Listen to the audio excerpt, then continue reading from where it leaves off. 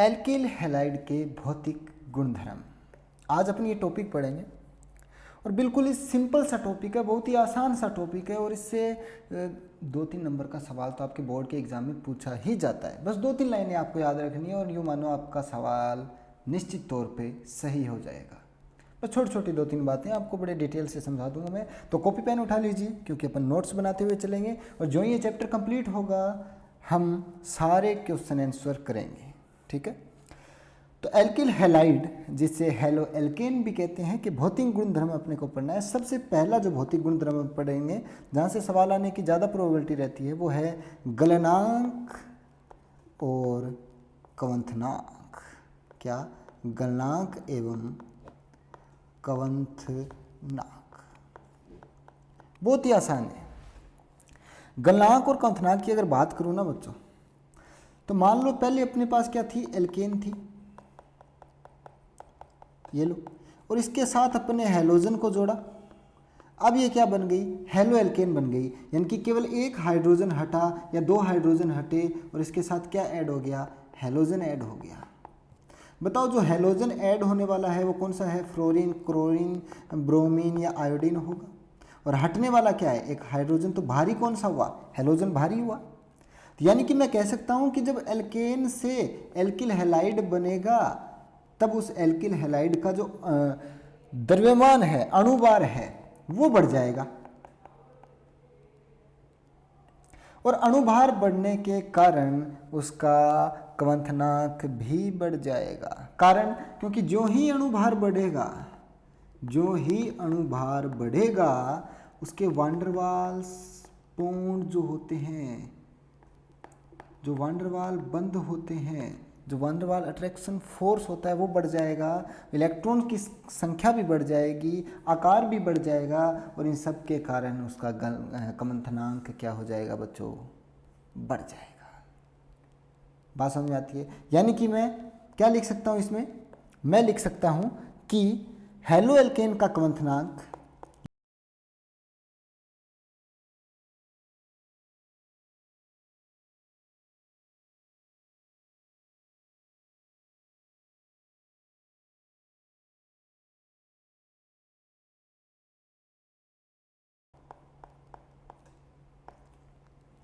तो क्या लिखा मैंने कि हेलो एल्केन का कवंथनांक अणुभार बढ़ने पर बढ़ता है। कारण आकार बढ़ने, इलेक्ट्रॉन बढ़ने और वांडरवाल आकर्षण बलों के बढ़ने के कारण। जो ही अणुभार बढ़ेगा तो क्या होगा? कवंथनांक बढ़ेगा। और मैं ये भी कह सकता हूँ ना, ये भी तो कह सकता हूँ कि जो एल्केन है अपनी, क्या है? जो एल्केन है उससे अगर हेलो एल्केन बनाए तो हेलो एल्केन का कवंथनांक उस एल्केन से ज़्यादा होगा। यानी कि मैं कह सकता हूँ कि एल्किल हैलाइड का संगत हाइड्रोकार्बन से जो गलनांक कवंथनांक है वो ज़्यादा हो गए, कारण अणुभार बढ़ गया, है ना। सेम यही लाइन मैंने नीचे लिखी है। तो मैं कह सकता हूँ जो बॉइलिंग पॉइंट का जो क्रम है, मैं ये कह सकता हूँ कि बॉइलिंग पॉइंट का जो क्रम है, मैं ये बात कह सकता हूँ उसमें कि एल्किल आयोडाइड का जो बॉइलिंग पॉइंट है सबसे ज़्यादा, उसके बाद एल्किल ब्रोमाइड का, उसके बाद एल्किल क्लोराइड और तदुपरांत एल्किल फ्लोराइड का सबसे कम होगा। बात समझ में आती है आपको? जैसे एग्जाम्पल के साथ भी अपन लिख सकते हैं, जैसे CH3I, CH3Br। बस एल्किल की जगह यही लिख रहा हूँ, मैथ ही लिख रहा हूँ बस, CH3Cl और CH3 फ्लोरीन। बात समझ में आती है? तो ये हो जाएगा इसका क्या? कवंथनांक का क्रम। आसान है, बिल्कुल बिल्कुल भी आसान है। आपको इतना ही ध्यान रखना है, भार बढ़ने से क्या होगा? कवंथनांक बढ़ेगा। कारण वांडरवाल आकर्षण बल बढ़ जाएंगे, क्योंकि जितना ज़्यादा अणुभार होगा वांडरवाल आकर्षण बल उतने ही ज़्यादा होंगे। तो मैं यहाँ पे ये कह सकता हूँ कि अणुभार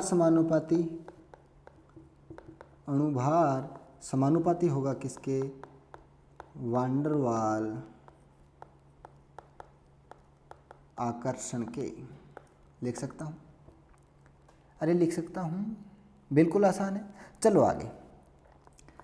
अभी जो मैंने आपको बात बताई यानी कि क्या अणुभार बढ़ने से वान डेर वाल आकर्षण बढ़ेगा, उससे क्वथनांक बढ़ेगा। और समानुपाती में लिख दूँ इसमें और आगे ऐड कर देता हूँ, समानुपाती क्वथनांक।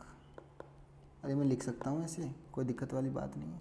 नेक्स्ट लाइन देखो आप, जो समावयवी हैलो एल्केन होते हैं ना, उनमें शाखाएं अगर बढ़ती है तो क्वथनांक बच्चों कम होता है। जैसे मैं आपको एक एग्जांपल द्वारा बताता हूँ। एग्जांपल देखो, जैसे मान लो मैं लेता हूँ एक ब्यूटिल ब्रोमाइड, ये ले लिया। इसमें टोटल नंबर ऑफ कार्बन कितने हैं? 4, आपको मालूम है। इन्हीं 4 कार्बन परमाणुओं से और इसी ब्रोमीन से मैं नया यौगिक बना देता हूं, ये लो।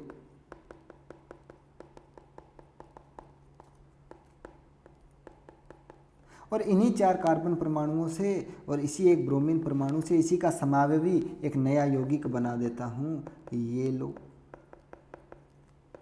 ये लो भैया, देखो सारे परमाणुओं की संख्या सेम है, जितने हाइड्रोजन इसमें थे उतने ही इसमें हैं और इतने ही इसमें है, यानी कि परमाणुओं की संख्या सब में क्या है? बिल्कुल सेम है। तो ये एक दूसरे के क्या हुए? समावयवी। यानी कि मैं कहना चाहता हूँ कि समावयवी हैलो एल्केन में अगर शाखाएं बढ़ेगी, देखो शाखाएं बढ़ रही है, इसमें एक भी शाखा नहीं है, इसमें एक शाखा बढ़ गई और इसमें ये देखो शाखाएं बढ़ गई। तो मैं कहना चाहता हूँ समावयवी हैलो एल्केन में अगर शाखाएं बढ़ती है तो क्वथनांक कम होता जाता है। उसका कारण ये है कि अब देखो आकृति धीरे धीरे गोलाकार होती जा रही है और गोलाकार आकृति होने के कारण उसका पृष्ठीय क्षेत्रफल क्या होता है? घट जाता है बच्चों। और पृष्ठीय क्षेत्रफल घटने के कारण उसका आकार छोटा हो जाता है और आकार छोटा अगर हो गया, आकार छोटा हो गया तो वान डेर वाल आकर्षण बल क्या लगेगा? कम लगेगा। बात समझ में आती है? तो अगर क्रम देखें 1, 2 और 3 में, यहाँ पे अगर यहाँ 1 और 2 और 3 के अंदर क्रम देखें तो सबसे ज़्यादा क्वथनांक किसका होगा बच्चों? सबसे ज़्यादा क्वथनांक होगा नंबर 1 का, उसके बाद नंबर 2 का, उसके बाद नंबर 3 का। बात समझ में आती है आपको? आसान है बिल्कुल। अरे समझ जाओगे, बताओ ज़रा। तो आप यहाँ पे एक बात लिख लो, क्या? बड़ी इंपॉर्टेंट सी बात है, लिख लो कि समावयवी हैलो एल्केन में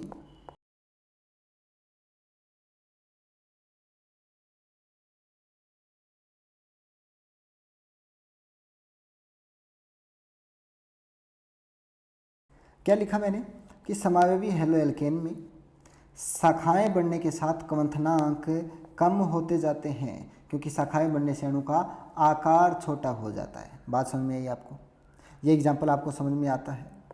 ये वाले जो एग्जाम्पल है ये समझ में आते हैं। नंबर 1 स्ट्रक्चर, नंबर 2 स्ट्रक्चर और ये नंबर 3 स्ट्रक्चर, इनका अगर क्वथनांकों का क्रम देखेंगे तो ये रहा। जिसमें कम शाखाएं होगी उसका क्वथनांक ज़्यादा। अरे समझते हो बात को? अरे बताओ ज़रा, समझते हो? हैं? यानी कि मैं कह सकता हूँ क्या? मैं कह सकता हूँ कि CH3 CH2 CH2 CH2 chloride, अगला है CH3 CH2 CH chlorine, CH3 CH3 CH3 और ये लो क्लोरीन। अगर इस डायरेक्शन में बढ़ें तो क्या हो क्या रहा है? शाखाएं तो बढ़ रही हैं। क्या शाखाएं क्या हो रही हैं? बढ़ रही हैं। आकार घट रहा है और जिस कारण जो बॉइलिंग पॉइंट है वो भी घट जाएगा। समझ में आती है बात? यानी कि मैं कह सकता हूँ क्या कि क्वथनांक जो होता है वो शाखाओं के व्युत्क्रमानुपाती होता है। क्या होता है? व्युत्क्रमानुपाती होता है। अरे समझ में आती है बात? आगे चलूं। अब बात करते हैं बच्चों किसकी? समावयवी डाई हैलो बेंजीन की। किसकी? समावयवी डाई हैलो बेंजीन की अगर चर्चा करें तो बच्चों इनका क्वथनांक लगभग समान होता है। क्या इनका क्वथनांक लगभग समान होता है। एक बार मैं डायग्राम बना देता हूँ आपके सामने, आसानी होगी थोड़ा समझने में। ये लो जी, डायग्राम बन के तैयार होने ही वाला है। और ये लीजिए सर, इसको कर लेते हैं अपन कॉपी।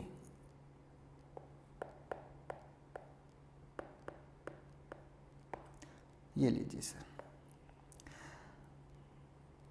जैसे मान लो यहाँ पे मैं जोड़ देता हूँ क्लोरीन, और यहाँ पे क्लोरीन, यहाँ पे क्लोरीन, और यहाँ पे नहीं, यहाँ पे क्लोरीन मेटा पे, और यहाँ पैरा पे क्लोरीन।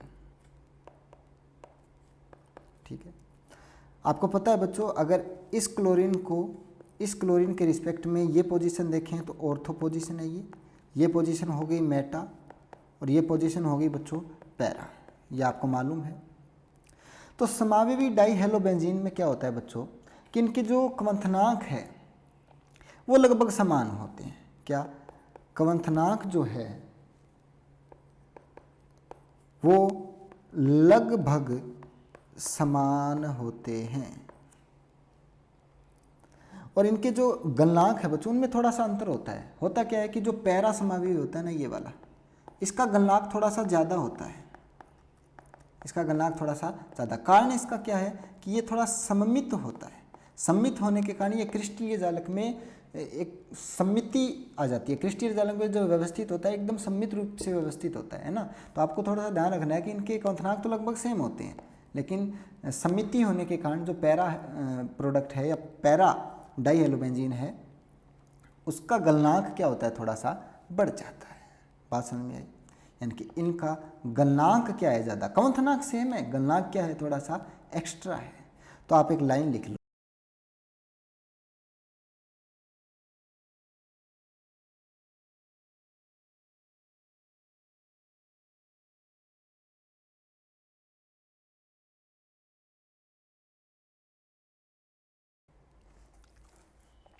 तो क्या लिखा बच्चों कि समावयवी, क्या लिखा कि समावयवी डाइहेलोबेंजीन के क्वथनांक तो लगभग समान होते हैं, ठीक है, लेकिन परंतु पैरा समावयवी का ऑर्थो तथा मेटा समावयवी की तुलना में गलनांक अधिक होता है। कारण क्या है इसका, क्योंकि पैरा समावयवी में सममिति होती है। क्या, क्योंकि पैरा समावयवी में क्या होती है बच्चों, सममिति होती है। ये थोड़ा सा ध्यान में रखना है। तो मान लो अगर ये स्ट्रक्चर अपन 1 माने, ये स्ट्रक्चर नंबर 2, तो ये स्ट्रक्चर नंबर 3 का गलनांक सबसे ज़्यादा होगा। मैं गलनांक बता रहा हूँ आपको, 3 का गलनांक सबसे ज़्यादा। उसके बाद होता है बच्चों किसका, ऑर्थो का नंबर 1 का, और उसके बाद मेटा का। क्रम आपको ध्यान में नहीं रखना, बस इतना ही ध्यान में रखना है कि पैरा समावयवी का गलनांक ज़्यादा होता है। ठीक है, ये आपका एनसीईआरटी में आपको यही क्रम दे रखा है। ठीक है, चलिए सर आगे बढ़ते हैं। आगे बात करते हैं इनकी भौतिक अवस्था की।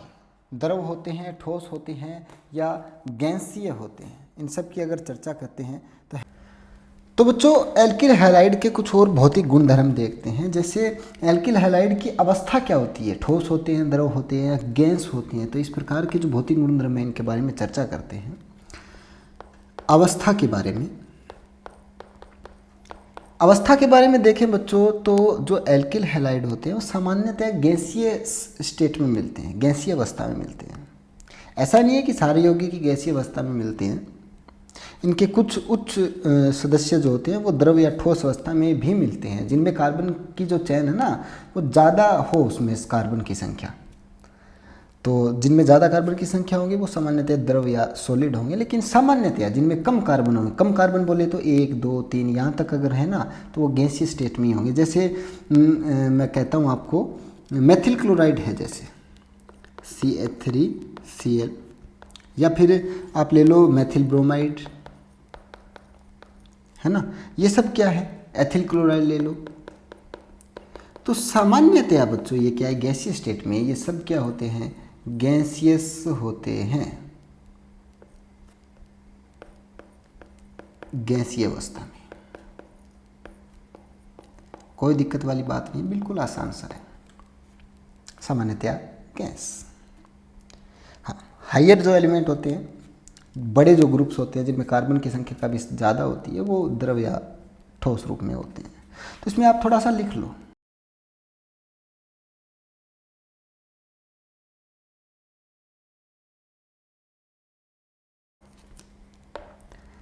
तो क्या लिखा मैंने कि एल्किल हैलाइड सामान्यतः गैसीय अवस्था में होते हैं, मालूम है हमें, लेकिन कुछ यौगिक या उच्च सदस्य द्रव या ठोस में भी हो सकते हैं। तो ये आपको छोटी सी बात है, ज़रा ध्यान में रखनी है। रंग की बात कर लेते हैं, किसकी? कलर की। रंग की बात अगर करें बच्चों, तो ये सामान्यतः रंगहीन होते हैं, इनका कोई कलर नहीं होता। एक तो रंगहीन ऊपर से गैसीय, एक तो रंगहीन ऊपर से गैसीय। ऑक्सीजन जो होती है गैस, रंगहीन भी होती है और गैसीय। आप थोड़ा इससे अटैच करके ध्यान में रख लेना, ये क्या होती है? रंगहीन। लेकिन शुद्ध अवस्था में, क्या शुद्ध अवस्था में ये क्या होते हैं? एल्किल हैलाइड रंगहीन होते हैं। लेकिन सभी रंगीन नहीं होते बच्चों। जो एल्किल आयोडाइड है ना, एल्किल आयोडाइड Ri, ये क्या है कि प्रकाश की उपस्थिति में टूटकर आयोडीन मुक्त करते हैं। और ये आयोडीन क्या होती है? रंगीन। इनका सामान्यतः बैंगनी कलर, बैंगनी रंग होता है ना। तो एल्किल आयोडाइड सामान्यतः रंगीन होते हैं प्रकाश की उपस्थिति में। बाकी सामान्य शुद्ध अवस्था में ये क्या होते हैं? रंगहीन होते हैं। तो ये बात थोड़ी सी आप लिख लो। शुद्ध अवस्था में एल्किल हैलाइड रंगहीन होते हैं, लेकिन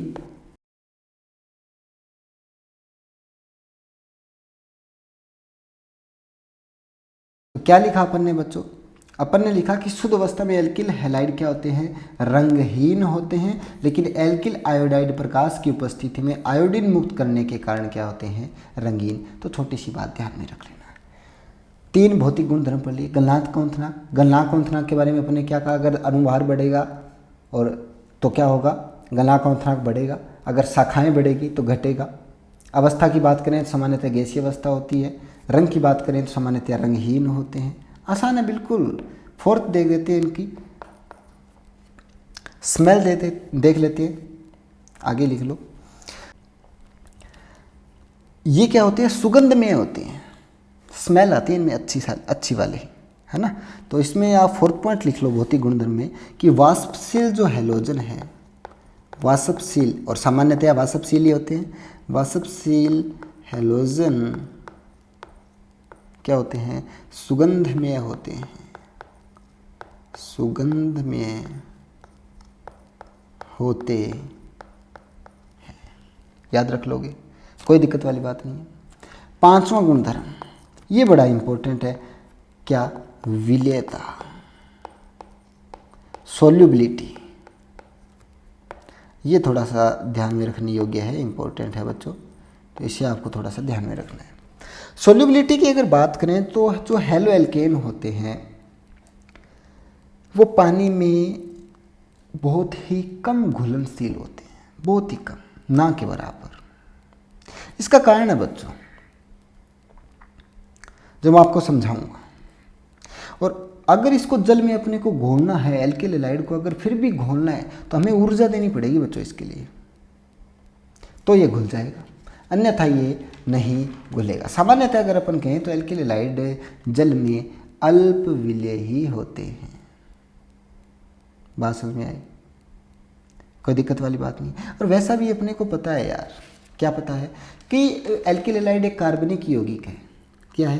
कार्बनिक यौगिक। कार्बनिक यौगिक हमेशा कार्बनिक यौगिकों में ही घुलते हैं और आयनिक यौगिक आयनिक यौगिकों में ही घुलते हैं। तो जो अपना एल्किल हैलाइड है, जो अपना एल्किल हैलाइड है, ये तो है बच्चों ऑर्गेनिक कार्बनिक, और जो अपना H2O है ये है बच्चों आयनिक। तो एक ऑर्गेनिक कंपाउंड कैसे आयनिक में घुल सकता है? नहीं घुलेगा, सिंपल सी बात है। तो विलेयता में आप लिख लो क्या कि हैलो एल्केन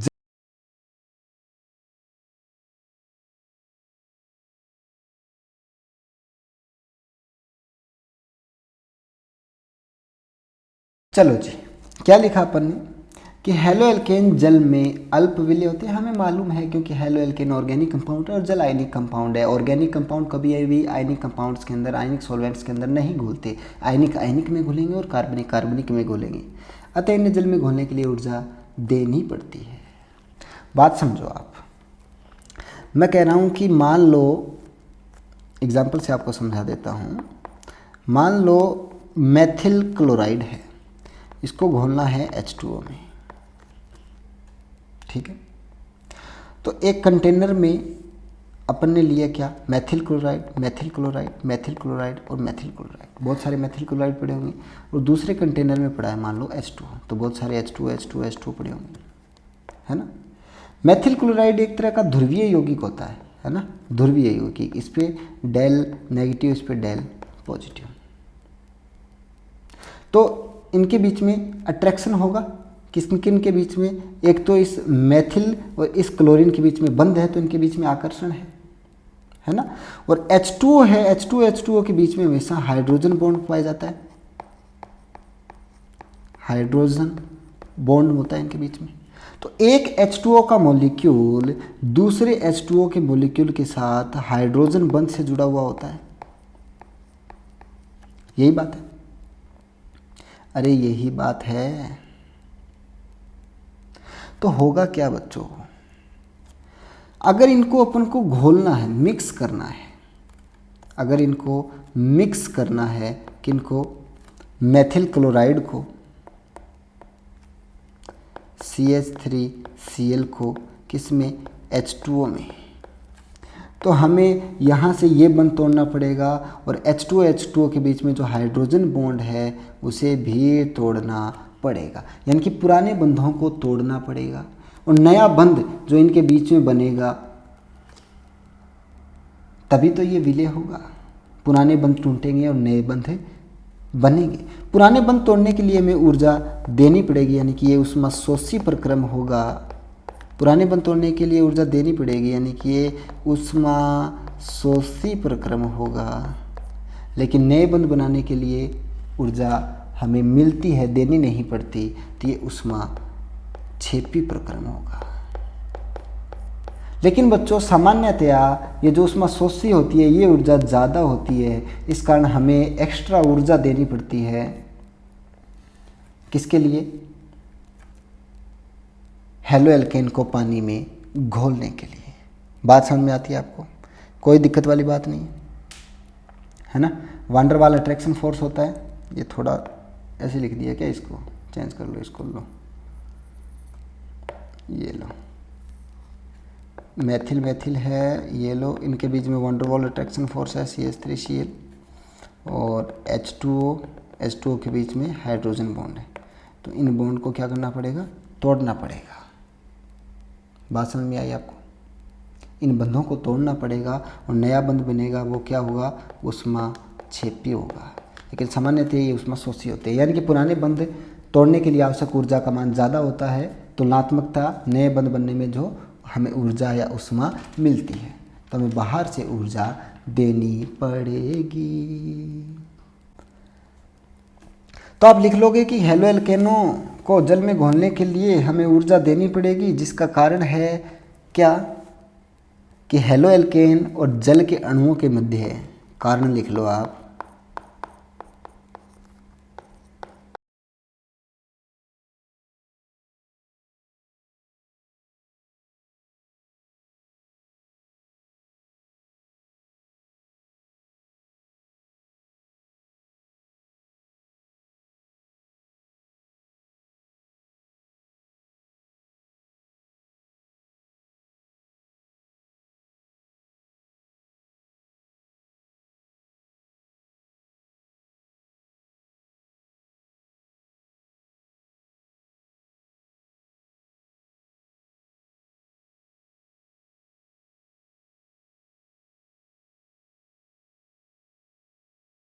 तो क्या लिखा बच्चों अपन ने लिखा कि हेलो एल्केन और जल के अणुओं के मध्य जो नए बंध बनते हैं उनसे कम ऊर्जा निकलती है। इसका कारण ये है क्योंकि नया आकर्षण बल जल में उपस्थित जो पुराने हाइड्रोजन आबंध है उनके जितने प्रबल नहीं होते। ठीक है, नेक्स्ट बात, हेलो एल्केन की प्रवृत्ति कार्बनिक विलायकों जैसे ईथर और एल्कोहल में घुलने की होती है। तो हमें पता ही है कि कार्बनिक यौगिकों में घुलते हैं तथा आयनिक यौगिकों में घुलते हैं, लाइक डिजोल्व्ड लाइक। समझते हो बात को। एक घनत्व और रह गया अंतिम, ये विलेयता था अपना 5 नंबर, अंतिम 6 नंबर लिख लो घनत्व। घनत्व, तो घनत्व की बात सीधी सी है बच्चों, ये सामान्यतः जल से भारी होते हैं। सामान्यतः ये जल से भारी होते हैं। क्यों? क्योंकि द्रव्यमान बढ़ने से घनत्व बढ़ता है। द्रव्यमान बढ़ने से घनत्व बढ़ता है इनका। ये थोड़ी सी बात आप ध्यान में रख लेना, एनसीईआरटी की हूबहू लाइन है। यहाँ पे एल्किल हैलाइड के भौतिक गुण समाप्त हो जाते हैं। ठीक है, अब एल्किल हैलाइड के रासायनिक गुणधर्म यानी कि रासायनिक अभिक्रियाएं पढ़ेंगे नेक्स्ट लेक्चर में। ओके।